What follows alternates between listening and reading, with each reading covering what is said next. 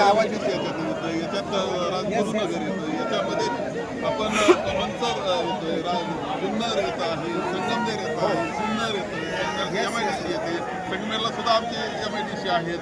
सरळ मार्गाने जोडलं विमानतळ सुद्धा दूर नाही, शिर्डी सुद्धा दूर नाही. आणि असताना खरं म्हणजे कोणी लहान बाळ सुद्धा सांगेल की हाच मार्ग योग्य. अशा वेळेस हे सरकार, विद्वान सरकार याला का रद्द करतंय?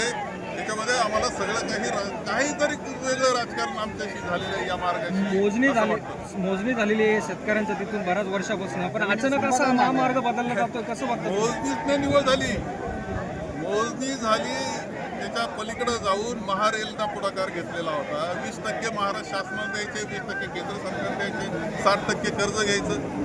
त्याकरता सगळ्या मान्यता, रेल्वे मंत्रालयाची सुद्धा मान्यता आहे, वित्त विभाग केंद्राच्या वित्त विभागाची मान्यता झालेली आहे, नीती आयोगाची सुद्धा मान्यता झालेली आहे, महाराष्ट्र शासनाच्या सगळ्या मान्यता झालेल्या आहे. आपण त्याच्याकरता जो निधी उपलब्ध करून देणार त्यातला 1000 कोटी रुपये आपण भूसंपादनाकरता दिलेले आहे. बँकेकडून जे कर्ज घ्यायचंय त्या बँकेचं सुद्धा मान्यता झालेली आहे. 60% कर्जाला राहिले कुठं? भूसंपादनामध्ये कोणते सर्वे नंबर ते निश्चित झाले.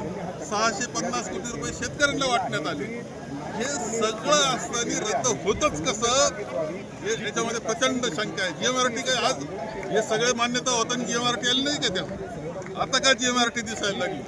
कोणाला कोण काहीतरी याच्यामध्ये कुणीतरी या सगळ्यामध्ये अडचण तयार करत आहे. या विभागाकरता अत्यंत नुकसान करणारा, समृद्धीचा मार्ग रोखणारा, लोकांच्या सुविधा रोखणारा, देशाची आणि जगाशी कनेक्टिव्हिटी रोखणारा अशा प्रकारचा हा निर्णय आहे आणि त्यामुळं आमचा विरोध त्याला आहे. काकोडकरांच्या अध्यक्षतेखाली समिती स्थापन केलेली आहे, मात्र त्यालाही आक्षेप आहे. काकोडकर या सगळ्या मान्यता झाल्या त्यावेळेस काय चर्चा झाल्या नाही का? सगळ्या चर्चा झालेल्या आहेत. आता काकोडकरांची समिती याला माझाच आक्षेप. मला असं वाटतं कुठेतरी चुकतंय. अलीकडे काय झालंय की हे बदललेला आहे सगळा.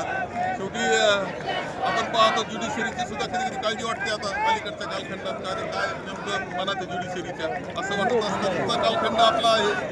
अशा वेळेस जी सरकार ज्या पद्धतीनं चालवली जात आहे सध्या, याच्यामध्ये समितीचा अहवाल काय येईल याच्या बाबतीत सुद्धा म्हणजे आमच्यावर अन्याय होईल असं वाटतं. याच्यामध्ये पालकमंत्री विखे पाटील म्हणताय की समिती स्थापन केलेली आहे, आंदोलनाचा फार्स केला जातोय, तुम्हालाही शिर्डीला यावं लागतं. ते पालकमंत्री फक्त शिर्डीचे नाही एवढं त्यांनी लक्षात ठेवा. जे काही पालक मंत्री आहे ते केवळ लोणीचे आहेत असं काही त्यांनी लक्षात घेऊ नये. त्यांनी महाराष्ट्राचा सगळ्या विभागाचा विचार मंत्री असताना केला पाहिजे. तिने राज्य समोर ठेवलं पाहिजे, देश समोर ठेवला पाहिजे. हे विचार आपला करता शिर्डीचा लोणीचा हे काही बरोबर नाही. समितीचं कारण सांगून इतर कारण सांगून महामार्ग लांबवला जाईल, त्यानंतर संगमनेरकरांची याच्यात तुमची गोची करण्याचा प्रयत्न आहे. ही वस्तुस्थिती आम्हाला दिसते आहे. सगळ्या मान्यता झाल्यानंतर थांबण्याचंच कारण काय? आमचा आक्षेप याच्यावर आहे महत्वाचं म्हणजे. बरं, GMRTच्या बाबतीत सुद्धा चर्चा नंतर सुद्धा झाल्या. GMRT जगामध्ये 14 ठिकाणी GMRT सारख्या प्रकल्पातून रेल्वे गेलेल्या आहेत. असं आहे. नेमकं भारतात आपलंच काय असं वेगळं शोधायला लागले? आणि यापूर्वी अभ्यास केला नाही का त्याचा? तुम्ही एवढे कर्ज मंजूर करताना, निधी वाटत असताना याच्यात कुठेतरी वेगळं कारण आहे ही वस्तुस्थिती आहे. सर आपने आज